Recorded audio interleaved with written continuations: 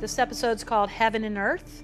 It's written by Luke Scalehouse, a very talented writer. Heaven and Earth refers to a line that Jamie tells Fergus. You would move heaven and earth.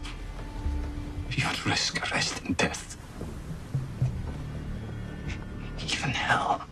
Heaven and Earth, the title really should refer to that Ron Moore is in heaven to be shooting with ships because his company, Tall Ship Productions, you've been waiting a long time, of course, to do something on ships. And Luke, who wrote this episode, I was giving him a lot of credit. He did a lot of research and really sweated all the details, correct nautical terminology and the nomenclature and the way they did things on Royal Navy ships of the era. The HMS Porpoise, the British man-of-war, was fixed. So it was immovable. So we're always beholden to the sun. Wherever the sun goes, we have to adjust the cameras. The sun can be very unforgiving. The nice thing about the Porpoise, though, is that it was massive.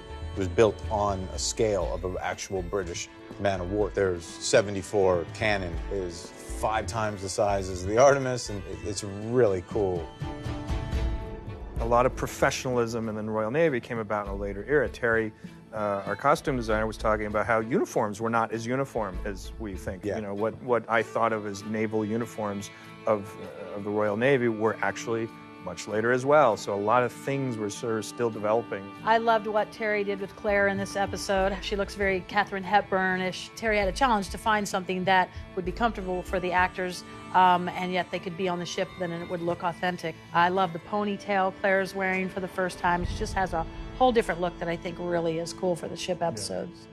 In the burial at sea, we researched quite extensively, and we built a platform up, and we put dummies in with weighted cannonball. We did exactly what you would do. We sewed them up, so they were completely authentic. We had a deep tank, and we got the camera underneath.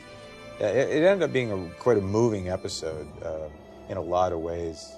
Elias, I think when he dies, I just dare you not to cry during that moment. Kat gives such a wonderful performance, as does the actor who played young Elias. The rabbit's foot, it goes right along with the theme that we're playing, that this is somehow tied to Brianna in a way. It could have been any talisman we chose, but we chose rabbit's foot because it kept the theme going of the rabbit from Culloden to the bunny in the crib. And you touch it through the season, and then when it'll finally pay off. But there's something nice when we plan it out like that and it comes to fruition.